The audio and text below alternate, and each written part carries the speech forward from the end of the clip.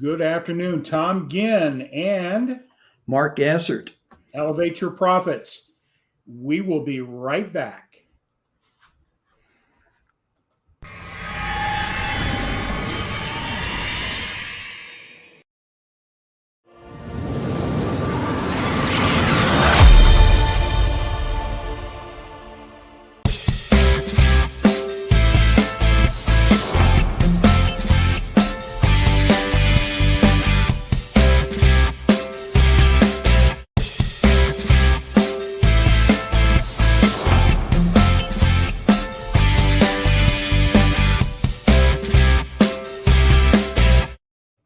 Hey, I got so excited about that. Man, the loop was like looping around there. That's awesome. Hey, yeah. We always want to acknowledge our corporate sponsors. We have two. And the first one I'd like to acknowledge, our newest one, is Be Connected. It's a business platform for business people to connect, be seen, be heard. And you'll be learning a whole lot more about that in the near term. This is going to be a disruptor in the area of how business are working with LinkedIn, Facebook, all those platforms out there. So I'm excited with what I know about this platform, be sharing it with all the business people out there. So stay tuned on that. And Mark, what's our other corporate sponsor? I'll let you. ASEA. ASEA. That's got to be a Greek word, Yeah. Without our health, we can't accumulate wealth. And wealth not is just what goes into the bank account. It's our quality of life. And,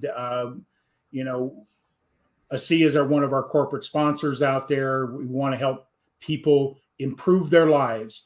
And Elevate Your Profit is about everything from the mindset to the bank.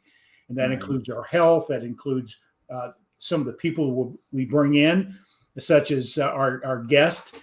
And I will introduce our guest. I think we're going to have something that's relevant to everybody, especially for that person or that individual that's looking to go into business. We're going to be talking about your personal credit, how important it is to have that. I'll let John dive deep into how important it is to understand through knowledge and education how to establish yourself in a place that you can be successful long-term in your business, and credit is part of that formula.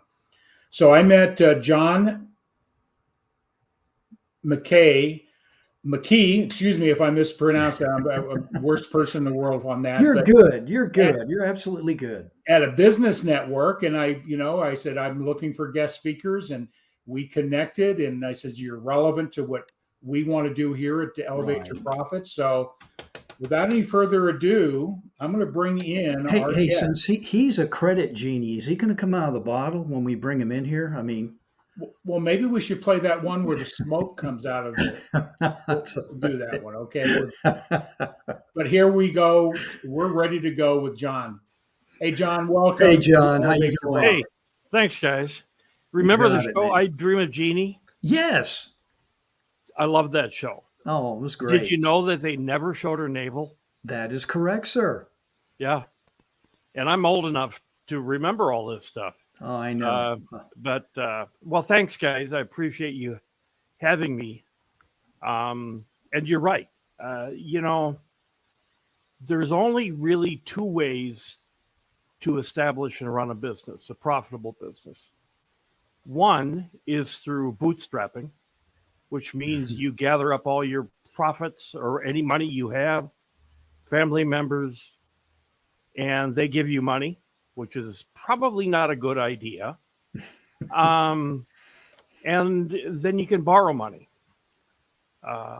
which can be a way to do a lot of good business. Now, the problem with credit scoring and credit reports is that no one knows how they work. And I'm talking, before we dive deep into that, I really wanted to start out with I'm all about being grateful for today. What are you grateful for today? And Mark, then myself, because I just want to start out there. They'll move into your why, about why you do what you do, and then we'll dive deep into the Okay. the roots here. So Okay. want to get us back on here. So what are you grateful for today, John? I'm grateful for my health. And as my age, we're getting closer and closer to that end date. I'm going to expire here, kind of like a food product on a grocery shelf. I'm grateful for my family. I'm grateful that I live in the United States of America. Yeah. Because without that, it would be very difficult to embark on what we're doing. Yeah. And so that's what I'm grateful for. Well, thank you for sharing, because those things are important. Mark, what are you grateful for today? I'm just to recap. Yes, family, friends, people I meet virtually. I'm grateful for the fact that I have the ability to get up every day and pursue new business opportunities. Most important of all, I'm really grateful that I had an opportunity this weekend. I early voted. I voted with my son. That was kind of special. I'm very grateful for that. It just kind of dawned on me because I never had the opportunity to do that with my father. So there we were doing it. And you talk about generational. I won't get into how many years apart we are, but I'll just tell you, he's like 21. So it's kind of cool. His last year in college, and to watch some of his classmates. I saw a bunch of younger people this weekend, and I'm so grateful to see people out there that are taking, these elections seriously, particularly here in the state of Georgia. So glad to see people out there voting. Well, I'm grateful for those that are showing up here this evening. And first of all, I want to acknowledge Wes and Robert and whoever is coming through watching this. And we just want to make sure you tag and share this information. We never know who's listening, who's watching on live or on the replay. And hopefully we can make the difference in somebody's business or desire to go into business. So I'm very grateful. I think gratitude is one of the strongest principles we can apply in our lives, no matter what the circumstances we have. Even if you got bad credit, be grateful, because you're going to meet somebody that can help you cure that problem tonight with knowledge and a better understanding. So I'm grateful for this moment, everybody that's watching, and again, grateful for this country. Many times we do take it for granted, and this is the greatest place to have an enterprise in the world, is here in the United States. So I don't take that lightly. So, John. Yes, sir. It's all yours, my friend. You just, I always like to also say this, there's a lot of people in the credit industry, right? Yeah. There's a lot of coaches, there's a lot of real estate, there's a lot of whatever, but I always believe in the Simon Sinek approach. What's your why in your story? Why are you to do what you're doing? Why should they be looking for you? What's your reasoning and passion to bring your message to the audience? What I found, first of all, I started off in real estate in 1988. And we can get into what I did before that. It's really not relevant, other than I've done many things.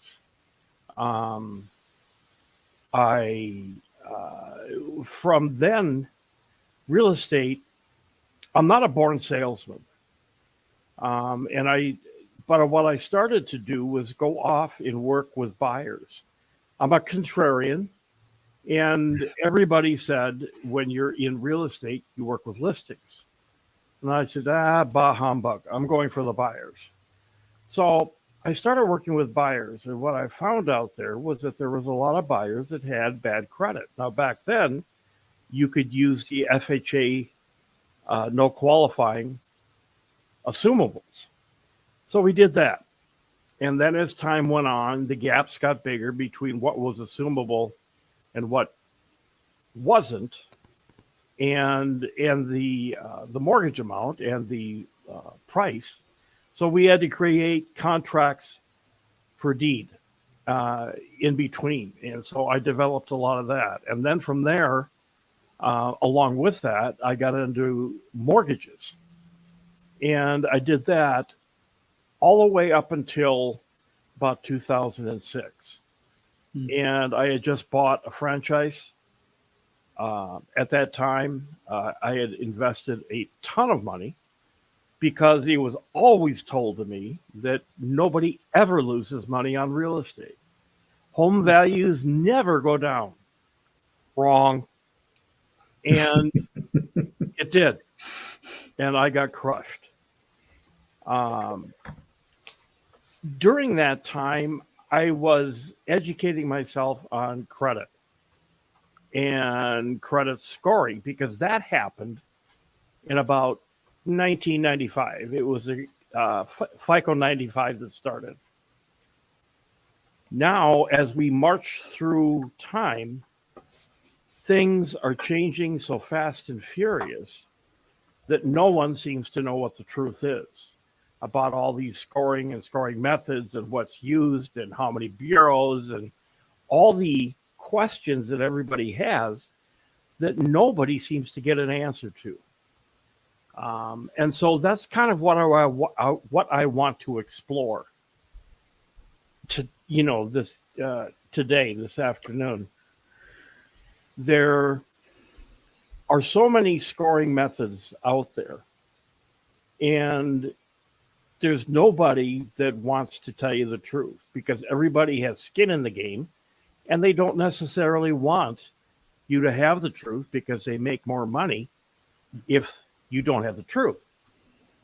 Interest rates can become higher. Uh, it's very, very, very confusing. Now, credit scoring, like I said, began with FICO 95, and then that went into a FICO 2 was the original. 95 and 2 were the same. And then they thought, okay, we can modify this. We can fix this and make it a little bit better. Then they went to a FICO 4.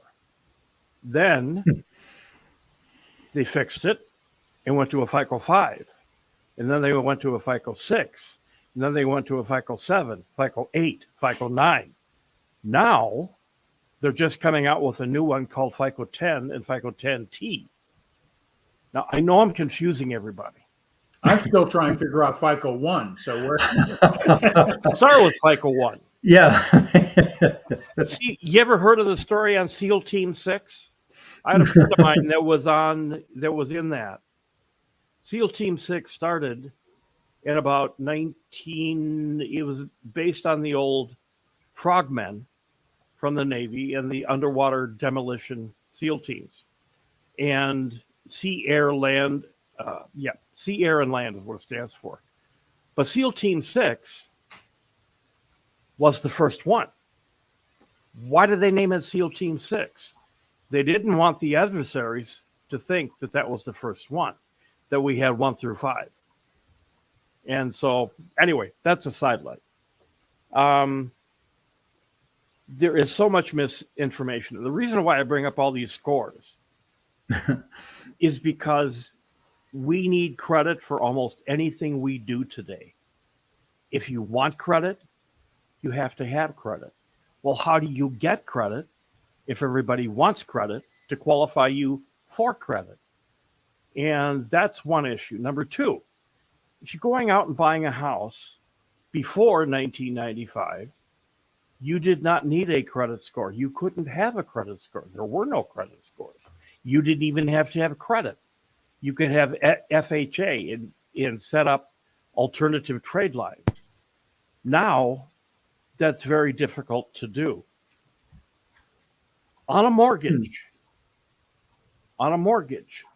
at this date, today, as it has been for quite some time, when they pull a credit report and they pull 3 bureaus for a mortgage, what are they pulling? You both have homes, and I'm not expecting you to know that. The fact that it's not the most recent score that they use. They use FICO 2, FICO 4, and FICO 5. One bureau pulls 2, another one pulls 4, and another one pulls 5. Why do they do that? Don't have an answer. They won't tell us an answer. Because the most current model is developing as a FICO 10T.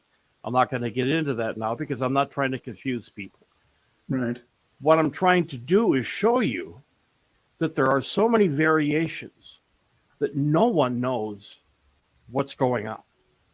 I've talked with loan officers for mortgages, and I ask them all the time, bank presidents, vice presidents, heads of mortgages, they don't know.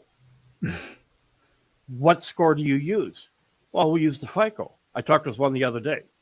I said, which model do you use? He said, what do you mean?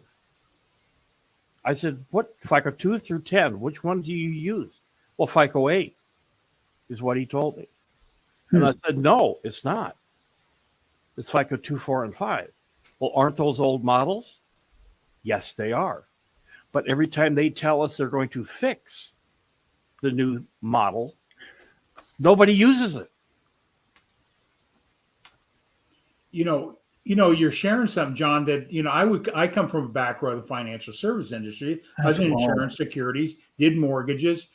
And when we run a credit report, I never knew that there were different versions. I just thought they just take a look at a span of time, were you late on time, all the different factors. Right.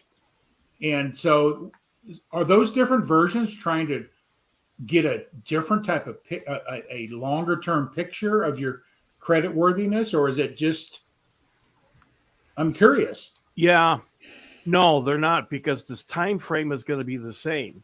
What's on a credit report can be no longer than 7 years from the date of last activity on a negative item. Okay, that's where is at.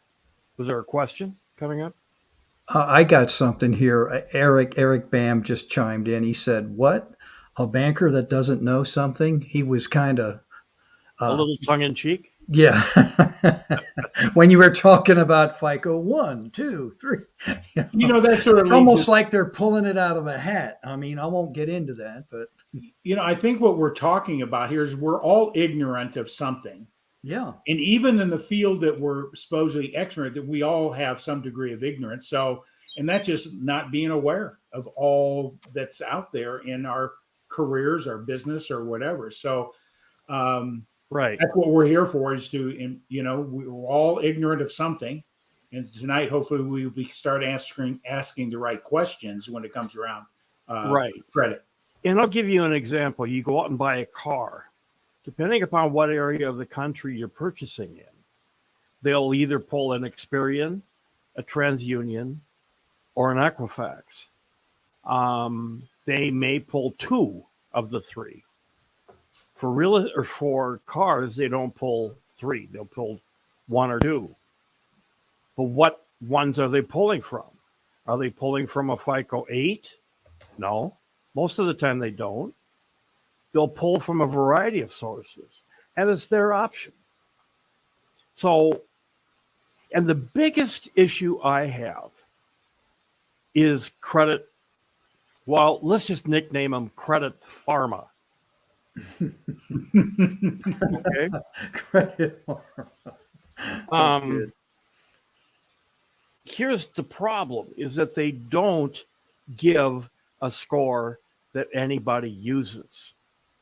And let me give you an example, and it goes off into the entrepreneurship. I had working with this one woman who was attempting to start up her own business, and she didn't have good enough credit. She came to me and she said, "What do I need to do?" And I said, "Well, first of all, do you know what your credit score is?" And she said, "Yeah, it's about 600. And I said, "Okay. So she said, "Is that good enough?" And I said, "No, typically it's not going to be. You may be able to get some alternative funding out there, but it's not going to be the best model for you to be going at." I said, "By the way, where did you get your score?" And she said, "Credit Pharma." And I said, "Well, there's a problem with that, because it's never going to be close. Rarely is it going to be close to what your FICO score is. And when you go for funding, they're going to use the FICO scoring system. Which one, I don't know, but they're going to be using one of the FICO scoring systems. So now I said, let's pull up a credit report. Let's just take a look at generic FICO 8, which is what credit monitoring does. So we pulled up her credit monitoring through a FICO 8, and it was 495. It was over 100-point difference. Wow. Now, why would it be different? In a FICO scoring model, the most important thing you can do is pay your bills on time. 35% of your score is based on your lates or lack thereof. With Credit Pharma, it's the third option. That's not the most important in Credit Pharma. It's number 3. Now, Credit Pharma won't give the percentages that they use. But that's one of the reasons why it's different. Number 2, you don't get complete data on Credit Pharma. And just for the educational aspect of the audience, the best spot to get a credit report is through annualcreditreport.com. The problem with annualcreditreport.com is it's got all the complete information. However, it doesn't have a credit score. Are we authorized and allowed to have a credit score? Yes, we are. But we're not. It's not law that we have to have a free one. So you have to pay for it. Thus, we have all these credit monitoring systems out there. So as an entrepreneur, you're talking about a lot of times people today are getting into being an entrepreneur. Maybe they were laid off. Maybe they're looking for another gig income. Maybe they're looking for a variety of things. They've been watching Shark Tank and they want to be seen on Shark Tank. And you'll find that most people that do well have a relatively good credit score. Now, can you get financing without a credit score? Yes, but you better have plenty of money down. And you have to have a history of credit. On the business side, you've got to show a cash flow. Well, if you don't have let's say you're a startup, you don't have money, you don't have cash flow, obviously. So where are you going to get your money? Well, that's where the bootstrapping comes in. Or the other way to get it, they'll give out credit cards a lot of times for small entrepreneurs. But at that point, you're going to have over a 750 credit score. So if you have little to no credit, bad credit, bankruptcy on your credit history, it's going to be very difficult. Now, I'm not saying it can't be done, and I don't want to discourage anybody from attempting. If they want, I can help in that respect. But let me just, I wrote down some notes here because I wanted to make sure that everything that I talk about or that I wanted to get across, I could. I wrote a book, and it's on how to establish or reestablish credit. And it happens if you have bad credit. It happens if you have marginal credit. It works if you have just come out of a bankruptcy. How do you establish or reestablish credit after a bankruptcy? It's in the book, and the book is free, and I'm offering it to your audience. All they have to do is email me, and I'll be glad to send it out to them. And yes, that's the email, john@creditgenie.us. And I can show you how to do that. It's a relatively simple and short book, but it's so chock full of knowledge. Everybody says, yeah, you could reestablish credit by self-funding a credit card, going out there getting a secured credit card. But credit scoring is also based on the balance between installment and revolving debt. And credit cards are revolving debt. If you get too many of those, not that it'll hurt you,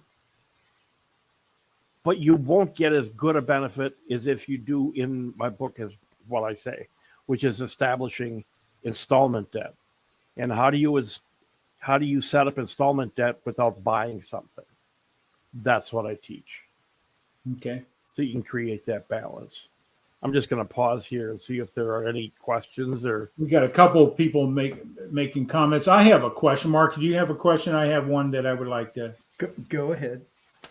I do have one or two here, but go ahead first.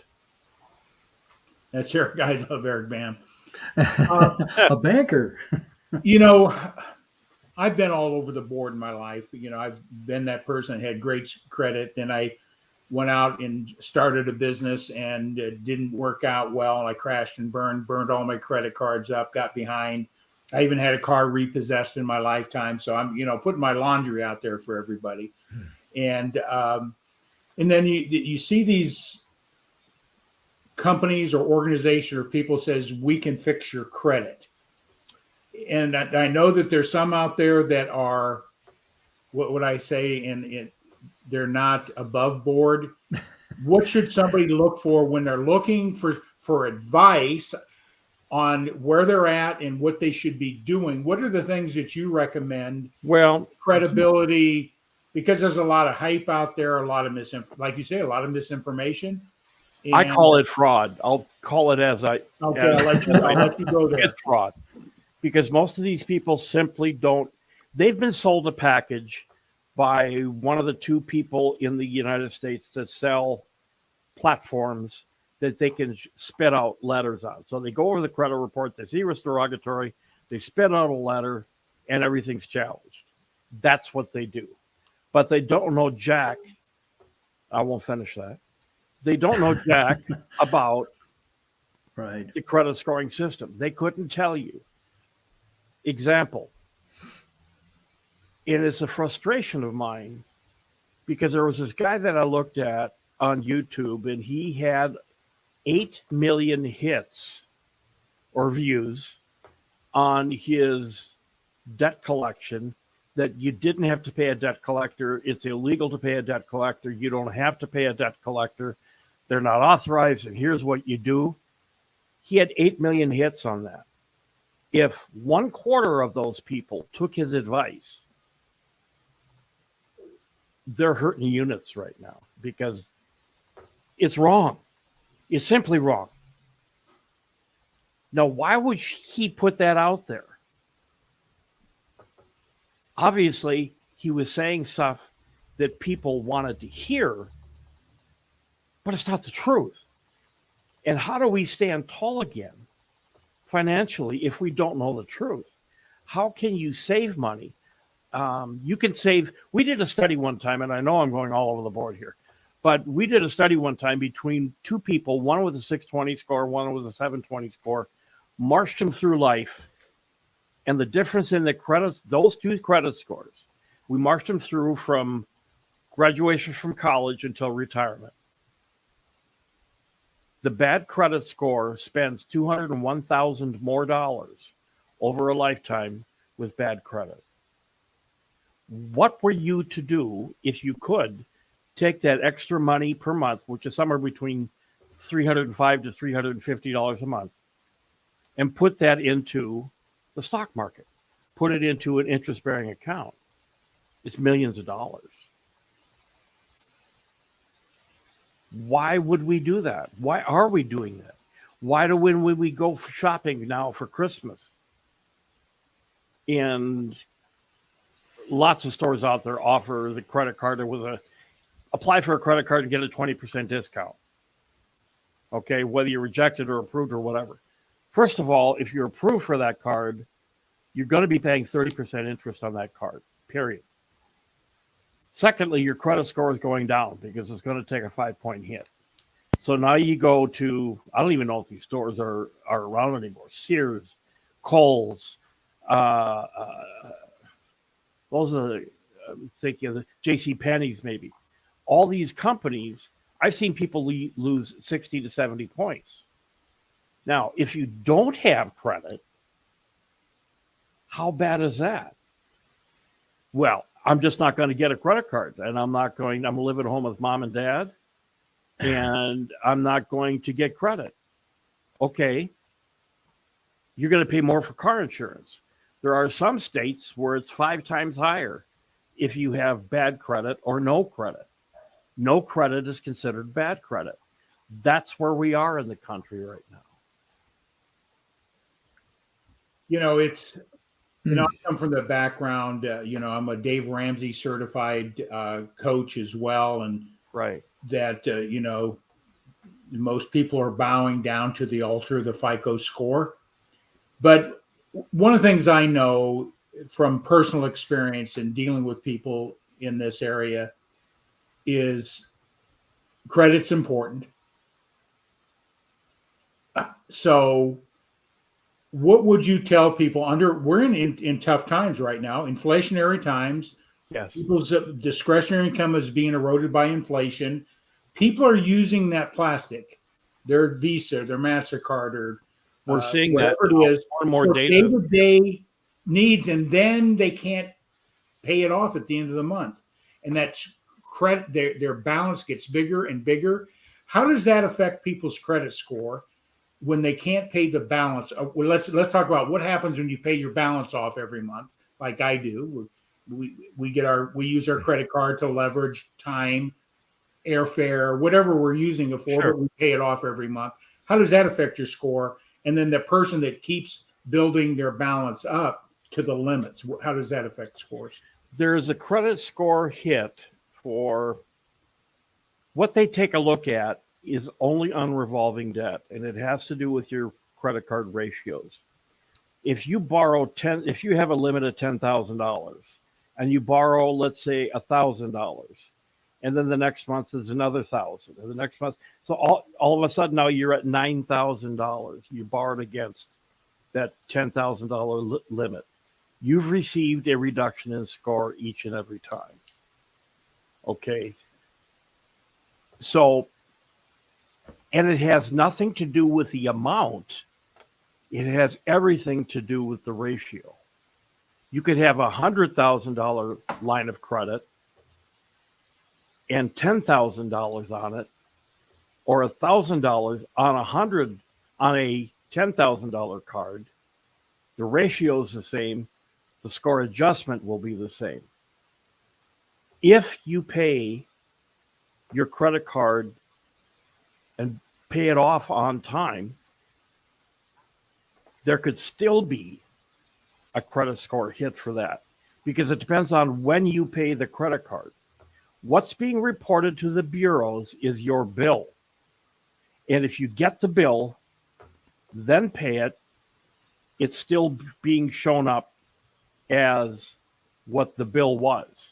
So you have a $10,000 card, you're a contractor, you charge up at Menards or wherever you're getting your equipment, your materials, and you max out the card, you get the bill, you send them a check for the $10,000, pay it off. What's being reported is a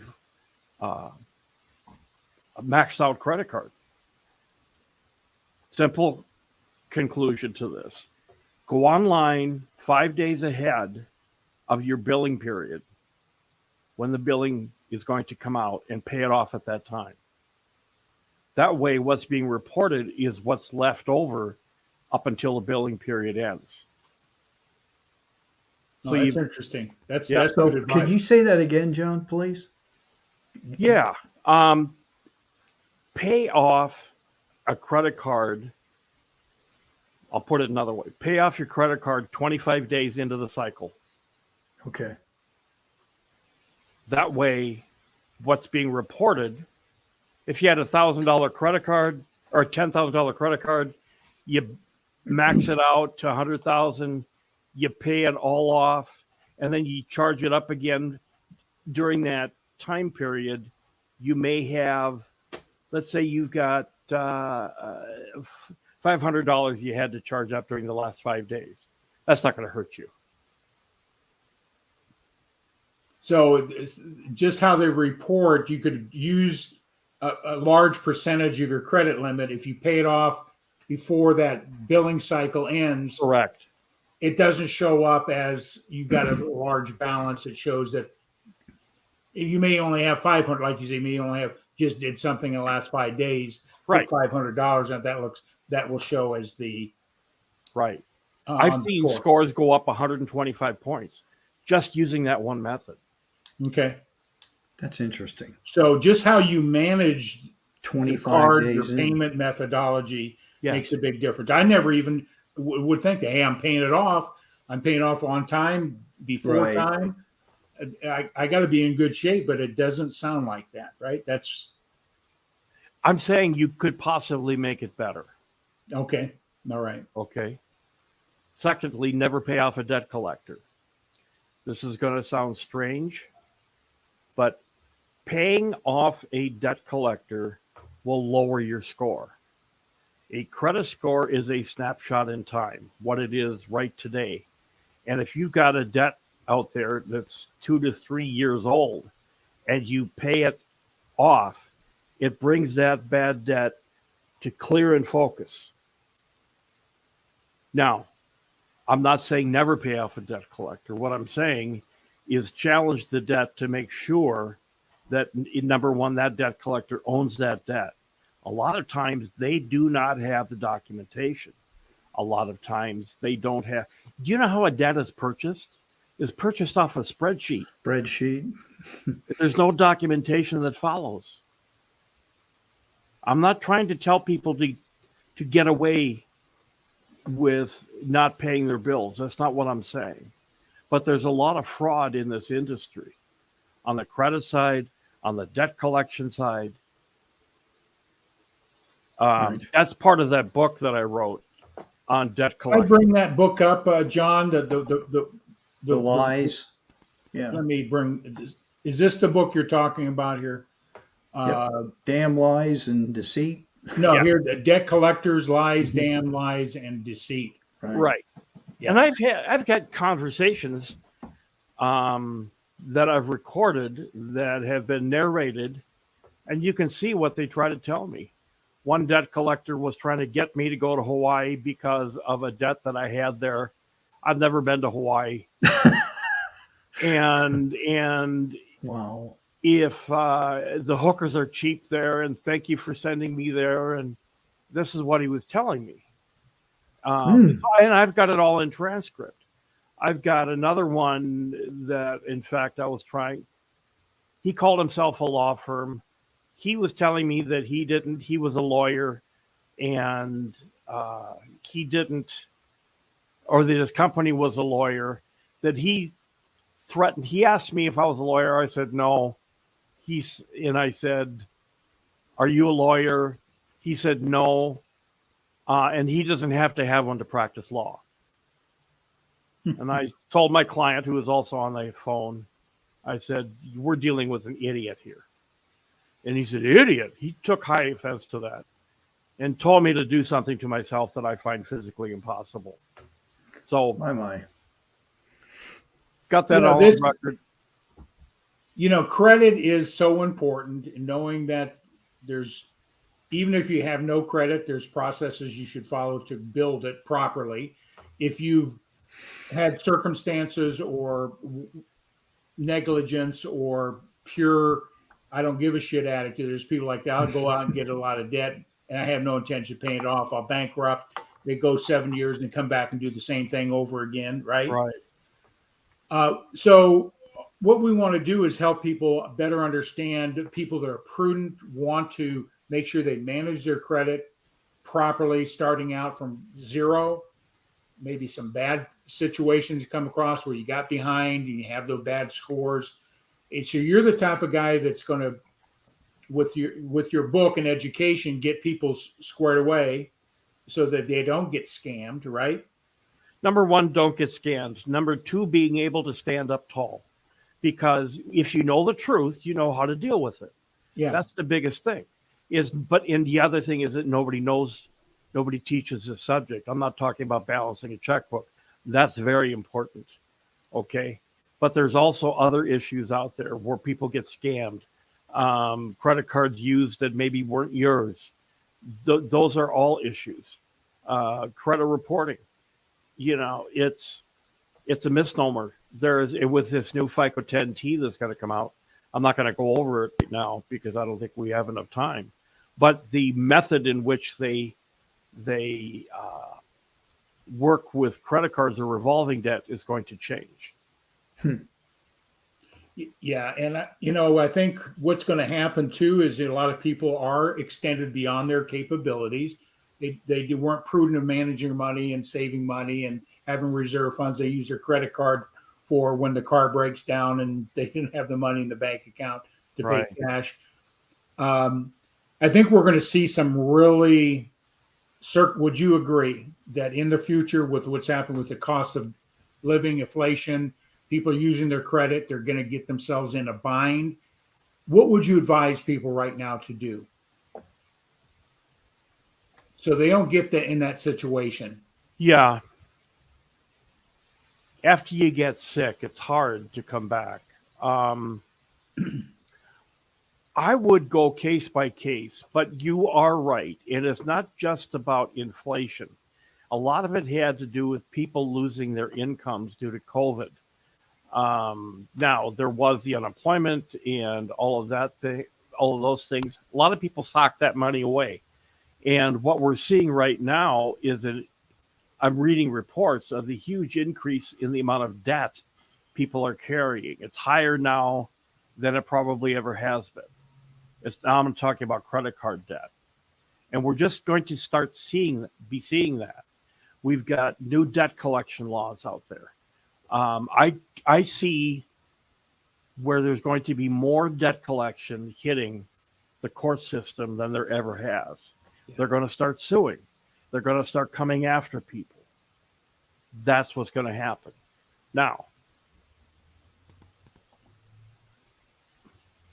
again, it's a topic that can be discussed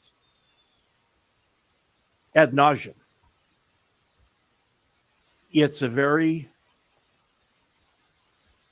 How do you talk to people and tell them, what I'm trying to do right now is get into businesses and talk to the employees about how to deal with these issues.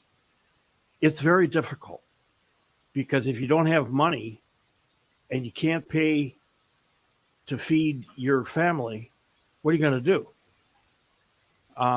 You got to pick and choose. Yeah. But let's not get in the problem to begin with. Let's pick up some good habits.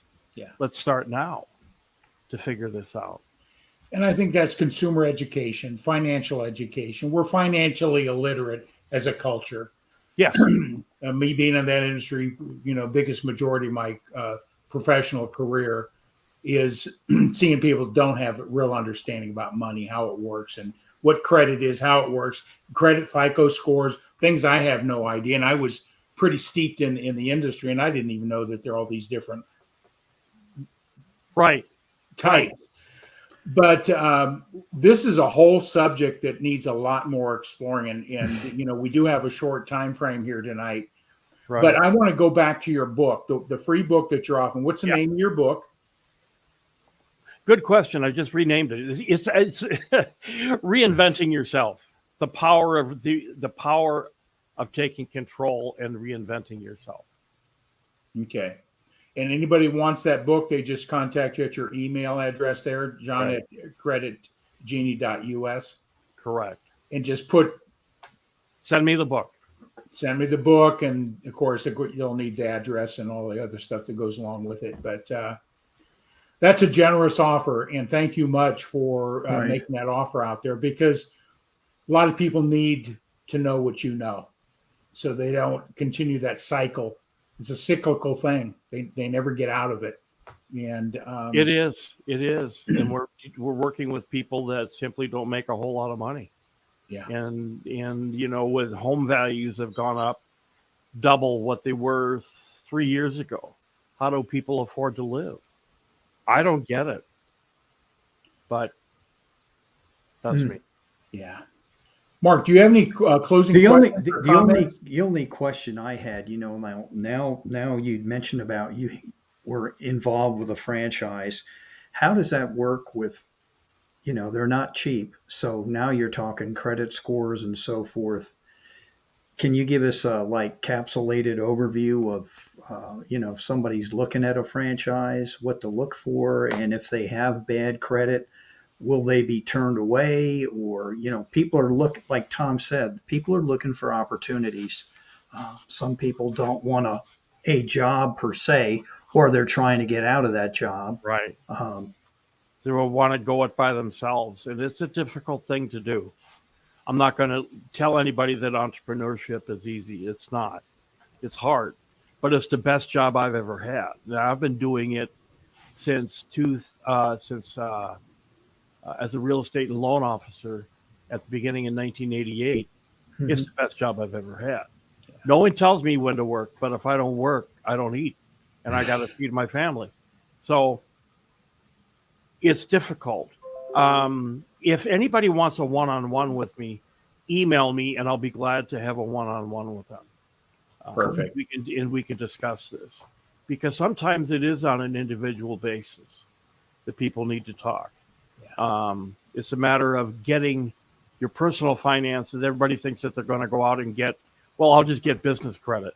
No, your business credit is going to be determined based on your personal credit. And I don't recommend borrowing from parents or family, because if it fails, or if you can't pay them back in the time frame that you said, people get hurt. Right.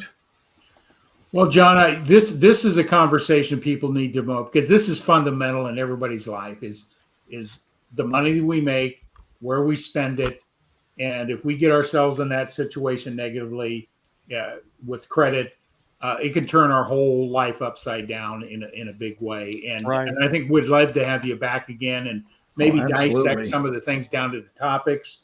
If you're open to that, I'd love to have, because this is more critical. You know how to avoid this problem, solve the problem. Of course, if you're in business, you go out and make a lot of money, you may not need any credit, but that's hype, and I don't want to go to hype. But money does solve a lot of problems if you make it, right? So, yeah. And how do you build your business? You got to spend money on advertising, marketing. Where do you get that money? What happens if you get a order of goods, a huge order of goods, but you can't fund it? Where do you get the money? Then you got to borrow it. Well, now you can't borrow it. Now your business goes down. Yeah.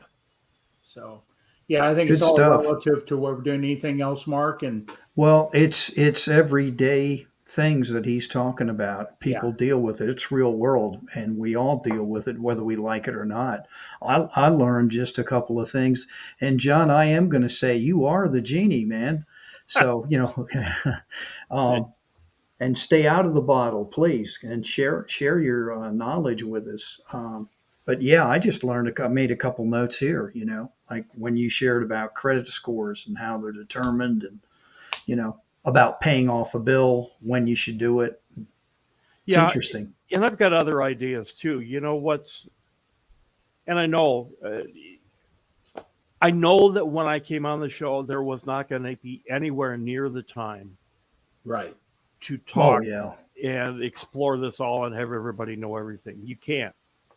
Yeah. There's way too much information. Yeah. But I think to give a snippet and to say, here's a little taste, but this is what you can do with that. Here's something that can be done. And I'm all for having people stand up and take charge of their life instead of burying their head in the sand. Because nobody wins in that. Right. Well, John, we'll have you back if you'd like to be back, and I'd love it. Okay, this is so important, and as times get tougher out there, it even becomes more important. So, Absolutely. All right. We're going to put you in the back room and we're going to do our little exit. Not in the bottle, though. We'll put you in the back Hey, room. John, do me a favor in an email. Send me your mailing address, my friend. Okay. Okay, will do. Got it. Hey, it was an honor to have you here. I look forward to our future conversations. Love speaking to you guys. Thanks, man. All right. Thank you. Thank you again, John. Mark, this is life, and we take these things for granted, and we're all ignorant, right? In some I wish I would have known all areas. this stuff 11 years ago, or Yeah. when you're going through the thick of it, you were mentioning some things, and I had the wolf howling at my door, and would have been nice to have a guy like that in my corner. And just like these debt collectors, what he was sharing with us there, that's amazing. But yeah. Well, Mark, I know you got a hard stop. I've Oh, got yes. one, but anything in closing that you'd like to say about the EIB, EYP? I'm involved in too many business organizations. Elevate I'm your losing my mind profits. here. Ruben Lowing just tuned in here. He says, I'm sorry I was late. I'll have to watch a replay. Yeah, this is something applicable in your world, Ruben, and I'm sure you'll get a big jolt out of it. I want to make a comment to Ruben. Reach out to, because Ruben's in the financial arena. Yes. Here's another gentleman. I would highly recommend, Ruben, that we'll put up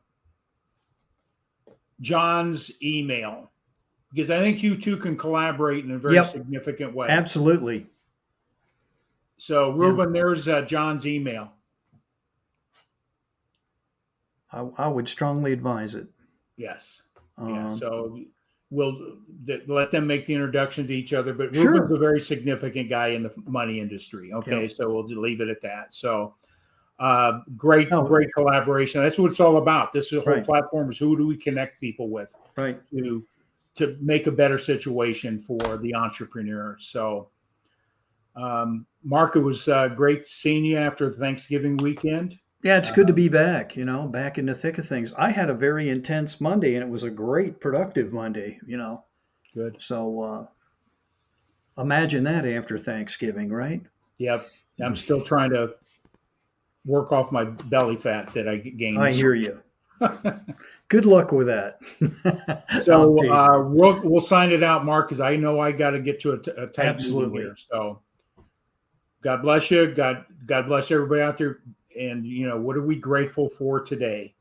And elevate your profits, everything from the mindset to the wallet. And I appreciate John coming in today, and we'll have him back because this is a very pertinent topic. No hype here. It's the real world. And how we solve our credit issues or protect them is so critical to our financial well-being, whether an individual or a business. Yeah. So are you ready, my friend? Oh, absolutely. Let me see if I can get this banner thing up here going.